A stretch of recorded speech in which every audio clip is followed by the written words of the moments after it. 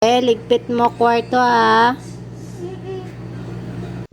Madaming nagsasabi na spoiled daw tong anak ko. Siguro kaya nasasabi nilang spoiled dahil nag-iisang anak lang namin ng daddy. Pero, ang totoo, tinuturoan namin siya na hindi lahat ng bagay ay makukuha niya agad. Dapat kailangan paghirapan niya muna ito. Yes, opo.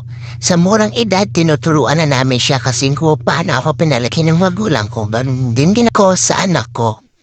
Sabi nga nila, hindi kawawa ang bata niya inuutusan dahil paglaki nila, marunong silang tumiskarte sa buhay. Napakamasunuring bata ng anak ko, hindi namin siya hinahayaan na kapag inutusan namin, hindi niya susundin.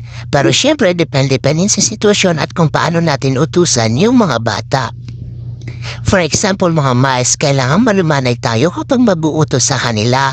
And kung malayo ang anak natin, kailangan lumapit siya at maintindihan niya yung inutos natin sa kanila. Mas na niyo yung anak ko, hindi ko siya inutusan na magwalis. Ang sabi ko lang sa kanya ay ligpitin yung higaan, pero dahil yan yung nakikita niya sa akin, sa tuwing maglilinis ako, kaya ginaya niya rin. Dapat tayo mga magulang, tayo ang nilulook up ng mga anak natin. Hanggat natututo sila sa atin, turuan natin sila ng tamang gawain.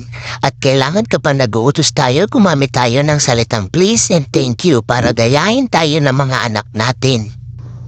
Mahirap sa una magpasunod ng bata lalo na sa mga kaya ko na working mom. Very challenging kasi sa tabi niya lang ako nakakasama. Pag uuwi ko, nagugulat na lang ako madami nang alam yung anak ko. And thankful ako kasi natuturuan siya ng tama ng parents ko. Siyempre tiwala naman ako na lalaki talaga madaming alam ang anak ko kasi kita naman sa amin. Nakakatuwa nga yung part na to kasi hindi ko akalain na pupulutin niya yung dumi gamit yung kamay niya. Siguro nakikita niya to na ginagawa ng lola niya. Kaya ginaya niya rin. So balik tayo sa kwento, hindi naman maiwasan sa bata na maging makulit. Ang importante, hindi sila namimirwisyo ng ibang tao. Dahil in reality, may mga batang ganon, lalo na sa panahon na yun, yung hindi na makontrol ng magulang yung mga anak nila. Kaya tamang disiplina. And yes, mukhang spoiled ang anak ko, pero marunong na po siya namang gawain dito sa loob ng bahay. Kaya kampante ako na kahit iwan ko siya sa parents ko, ay hindi na po alagain. Noon pa man po ang anak ko naasahan na siya. Kung ayaw po natin ma-stress sa mga anak natin habang bata pa, turuan na natin sila sa gawain man yan or sa ugali. At syempre, wag natin kalimutan na bata sila nang dumedede pa.